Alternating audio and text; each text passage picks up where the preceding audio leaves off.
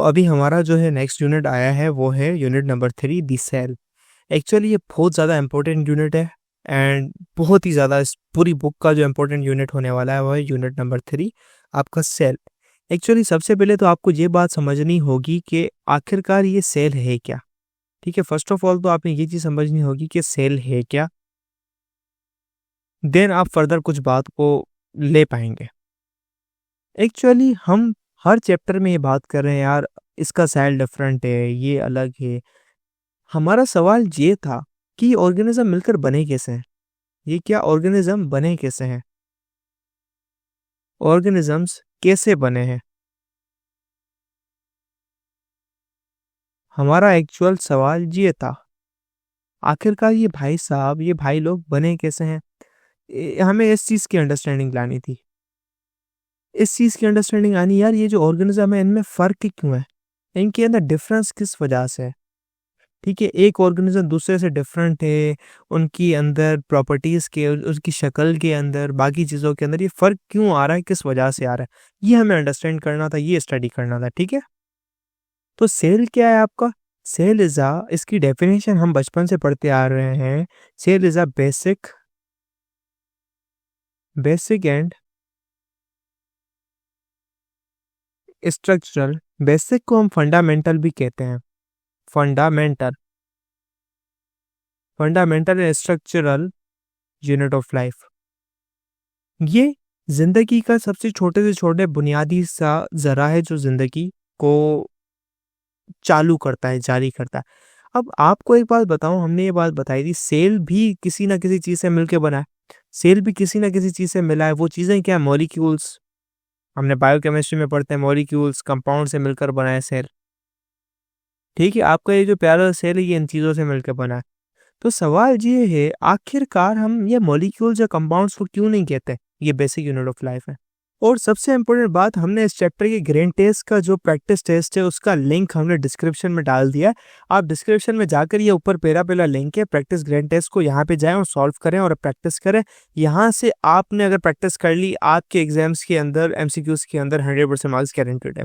उसके अलावा अगर आपको हमारे फ्री नोट्स चाहिए, lecture, guest papers, model papers चाहिए, तो इस पहली वाली लिंक पे क्लिक करके आप हमारे चैनल को ज्वाइन हो जाएं और दूसरी वाली लिंक को क्लिक करके आप हमारा व्हाट्सएप ग्रुप है इंपॉर्टेंट प्रीमियम, उसको ज्वाइन हो जाएं, ठीक है?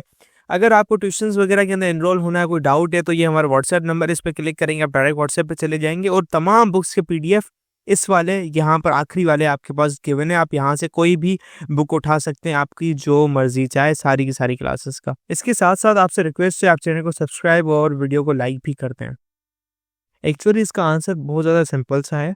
इसका आंसर ये है कि मॉलिक्यूल जो है ना लाइफ के प्रोसेसेस नहीं करता। Molecule doesn't work like a doesn't work like human human living human living cell. Basically बहुत हज़ारों मॉलिक्यूल्स का क्लस्टर होता है एंड वो आपस में लिंक होते हैं and then they perform such a kind of function and that unit is called cell. तो सेल के अंदर लाइफ स्टार्ट होती है। मॉलिक्यूल लाइफ के प्रोसेस इस्तेमाल नहीं करता, डाइजेशन, रेस्पिरेशन नहीं करता, इसलिए इनको नहीं कहते। राइट, इसका जवाब आपको ये मिल गया प्यारा सा। ये basic and structure unit of life है। इसकी कुछ थ्योरीज थी जो कि इनको सजेस्ट करती हैं। जो पहली आपके पास ऑप्शन आता है वो कहता है कि यार ऑल लिविंग ऑर्गेनिजम्स, क्या बोलता है ये थ्योरी, क्या बोलती है कि all living organisms are made up of cell. ये थ्योरी क्या बोलती है? All living organisms are made up of cell.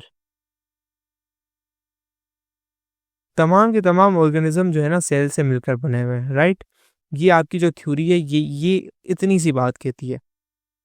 अब हमारा जो पहला जो बात है ना वो आती है बुक के अंदर 3.1 सेल।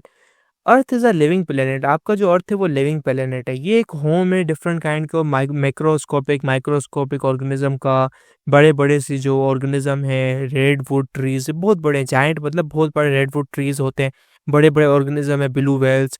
उनकी साइज एंड शेप जो है ना, मतलब इररिस्पेक्टिव, यानी आप मद्देनजर ना रखें साइज और शेप को, ध्यान ना दें, बस उनको एक चीज़ कॉमन देखिए, यानी सारे मिलके बने कैसे हैं ऑर्गेनिज़्म, ये सब एक कॉमन चीज़ से मिलके बने, वो है सेल।